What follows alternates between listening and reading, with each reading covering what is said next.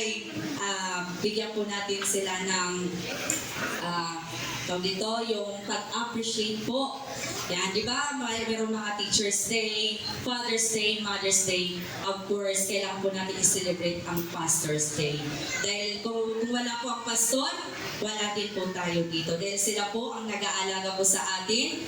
Hindi po natin alam kung ano po ang mga struggle.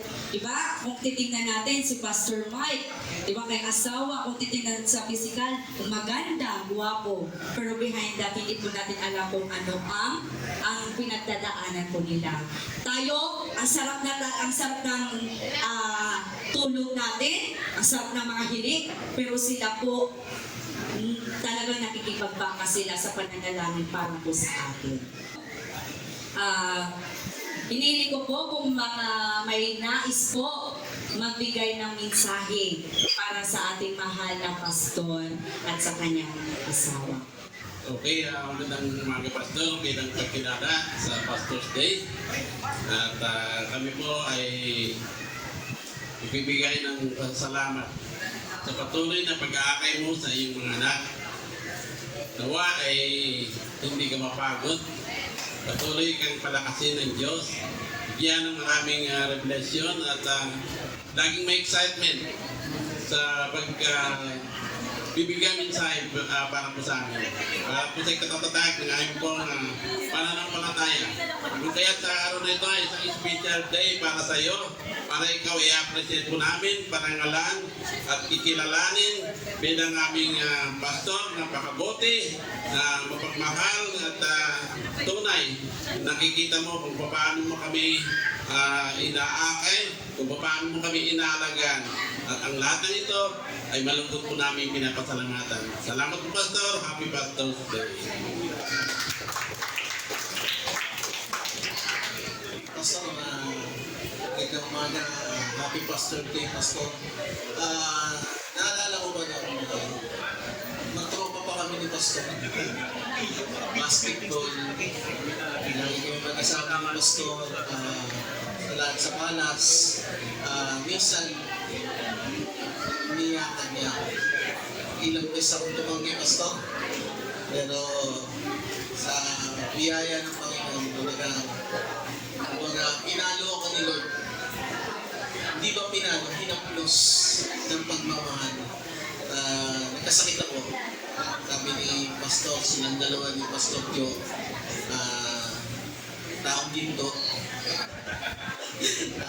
Si Pastor Joe at saka si Pastor at nagbigay ng lakas sa akin upang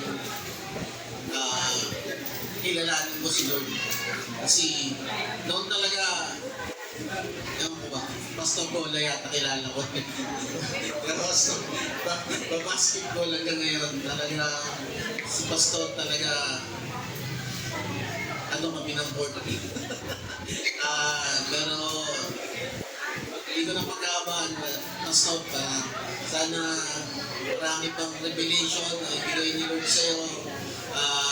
More blessing sa inyong pamilya, sa anak mo, sa inaanak mo, lahat ng pamilya mo, Pastor. Alam ko may gabay si Lord at alam ko meron bang gagawin si Lord sa pamilya mo, Pastor. Yun lang, Pastor. Happy Pastor Day. Happy Pastor's Day po. Alam niyo po si Pastor Mike po.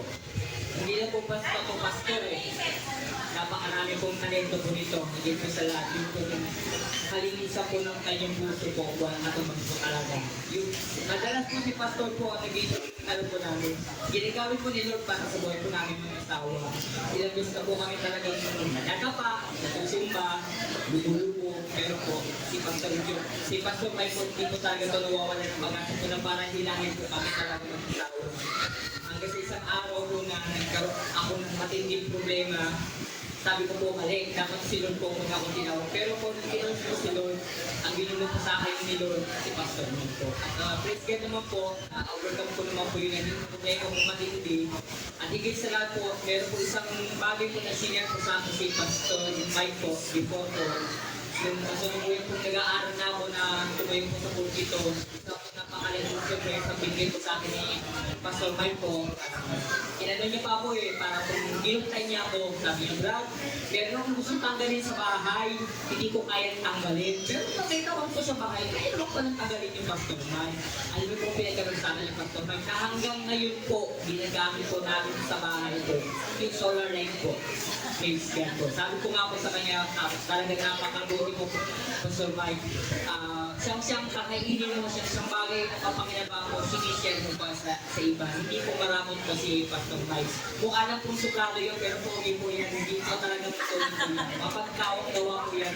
Sister Erica po, gano'n din po yan. Wala po kayong itutulak na bigis ang kapulo. Ating po ang gagawin nyo talaga. Maraming salamat po, Pastor Mike. At wish ko lang po, maraming pagkakumba. Congregation na matulungan, higit po sa lahat po, Pastor Mike. Yung paglalingan sa kalakasan po.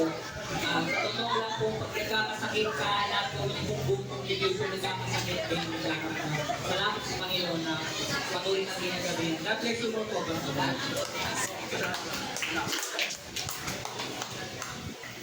Tapos Dilani, dapat po siya mag-message sa Pastor.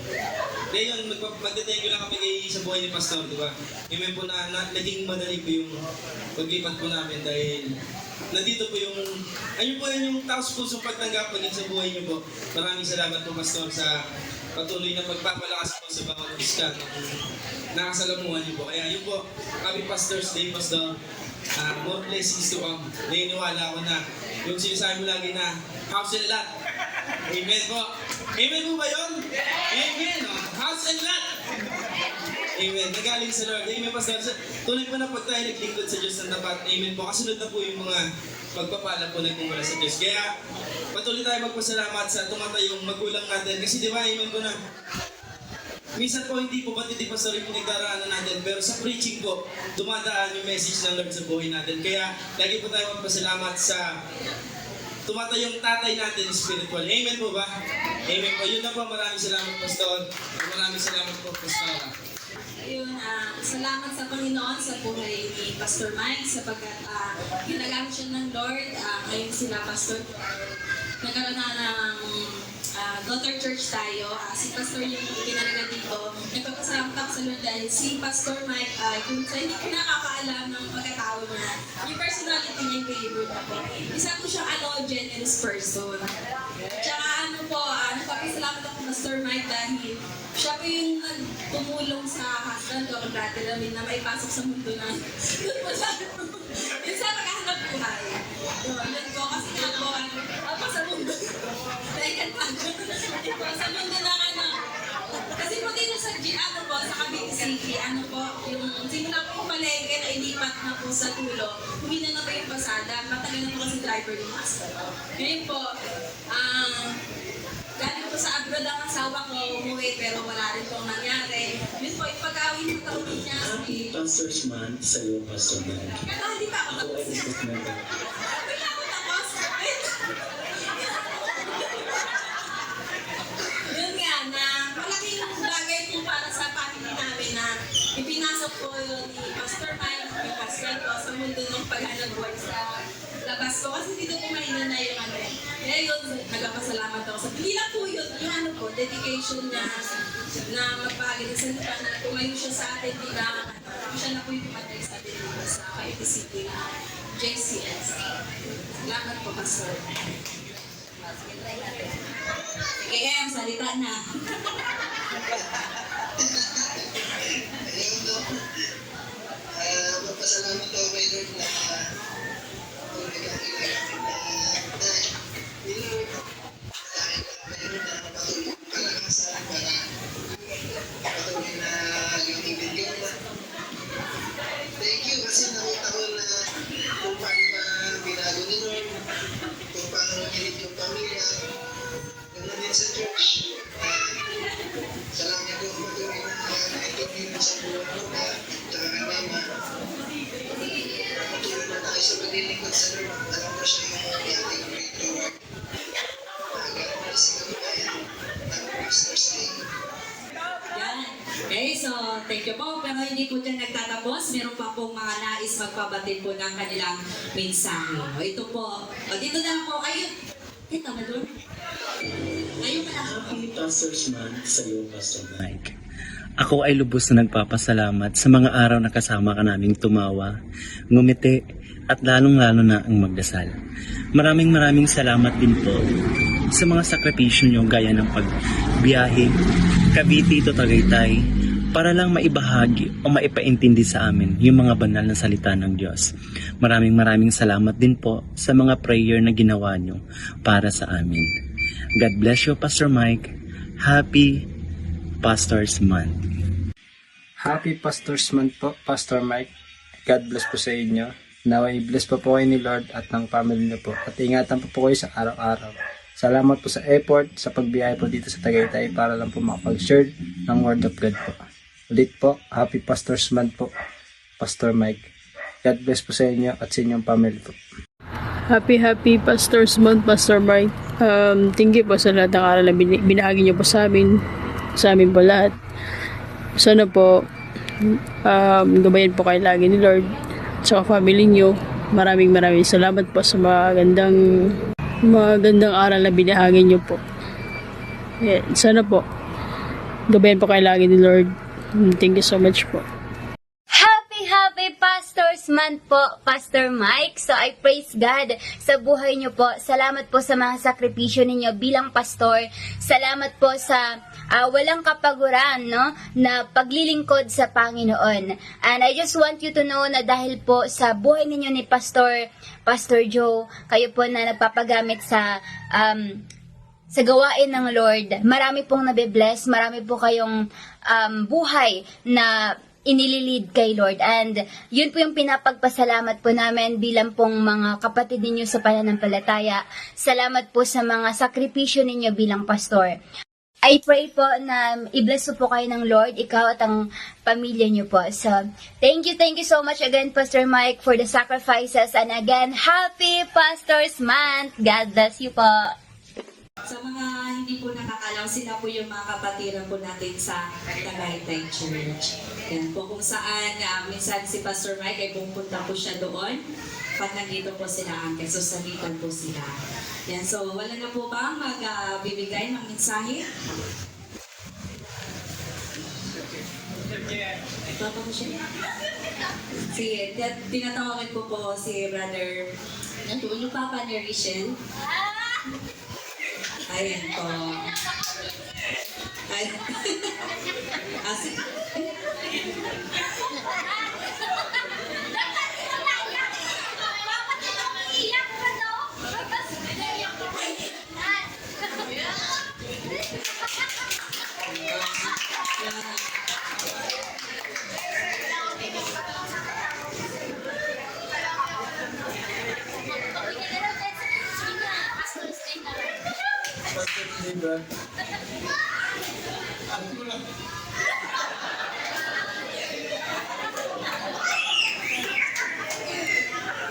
Kaya ako mamimigay ng message. Alam ko kung bakit naiyak si Brother Rene. Kasi si Pastor Mike talaga malaking bahagi sa buhay din niya. Kasi nga, siya yung kasama niya sa yung dati pang nagdadrive si Pastor Mike, siya yung kasama niyang driver din, si Brother Rene. Kaya, nung lagi niyayaya ni Pastor Mike yan na umaten. Once na naka-attend siya dito, alam niya naman yon. Kaso nga lang ngayon, may pagsubok siya sa kanyang buhay.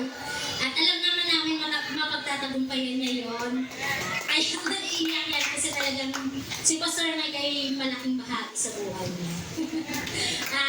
Ako naman bilang behalf ng pastor natin dito sa GCSF Cavite City, nagpapasalamat ako sa Panginoon kasi alam ko kung gaano yung dedication ni Pastor Mike sa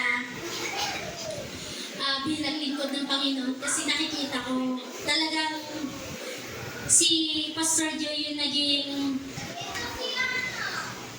mentor niya. Mentor niya talagang hinahangaan niya yung pagiging pastor pastor ni Pastor Joe. Kaya sabi niya, gagayahin ko to. Sabi niya, gagayahin ko to, ma. Sabi ko gano'n. Gusto ko maging katulad ni Pastor Joe. Kasi nakita namin yung buhay ni Pastor Joe at Sister Merla kung gaano sila yung dedikasyon nila yung sa paglilingkod sa Panginoon. Naalala ko nung si Pastor Joe dinala namin sa ospital, kahit may sakit na siya, may karamdaman siya, yung pag-aalala niya sa simbahan, yung sa mga kapatiran, wala, hindi niya iniintay yung sakit talaga, yung iniintindi niya, yung mga kapatiran, sabi, paano ba ito, sino ba ang magbibit sa sanay, ganyan. Pati si Sister Merla, hindi na ilaalintangan yung pagsubok sa buhay ko. Kaya, yun ang gusto gayahin talaga ng Pastor Mike. Gusto ko rin talaga maging katulad din ako, katulad ng puso ni Pastor Merla at si Pastor Joe. Gusto namin na sila yung mentor talaga namin sa paglilingkod sa Panginoon. Tunay nga na ang Diyos ang papurihan natin sa mga oras na to. At alam ko si Pastor Mike, kung gaano siya mag-aral sa salita ng Panginoon, talagang pinagpupuyatan niya. Nagigising talaga yun ng ibubuko ko na. Nagigising siya ng madaling araw para lang mag-aral ng salita ng Panginoon. Kasi talagang very proud ako sa kanya talaga. Sa Diyos ang kapurihan at pasasalamat talaga. Amen. So hindi ko talaga mapapantayan ang pagmamahal ng isang pastor sa kanyang sinasakupan. Dahil alam po natin na ang pastor ay siya na rin po ang ating ama dito po sa ating sa loob ng church, sa ating po, lalo na sa ating spiritual spend. Ang message ko lang sa kay Pastor Father kasi thank you po yung sa pag-guide po niya sa amin ni JM bilang mga asawa. As bagong mag-asawa ko ngayon na kahit wala po si JM sa tabi ko, pinapahalagahan ko nila ako bilang anak nila. Parang tunay na anak. And thank you po kasi naging part ko yung pagiging religious ng family nila sa buhay ko po. Katulad ko nung si JM kasi yung unang meet ko namin, hindi po yung ano niya, parang hindi para mag-date. Ang niyaya niyo po, magsimba tayo, sabi ko and yun yung pinaka nagustuhan ko sa kanya. Kasi malaking tulong po talaga kay yung magiging partner ko natin sa buhay, malapit ko kayo. Ganun po yung family niya. Thank you po sa inyo.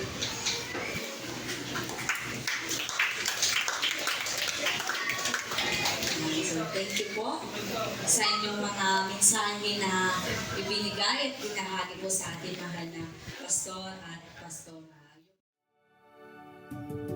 To our pastors, we wanted to take a moment to simply say, thank you. Thank you for serving both this church and community so faithfully. Thank you for being patient shepherds, even though some of us are a little stubborn. Thank you for being there in our various seasons of life. Thank you for loving us, for guiding us, for praying for us, for laughing with us, for crying with us. Thank you for being our pastors. You've loved us best by putting Christ first, and for that, we thank you.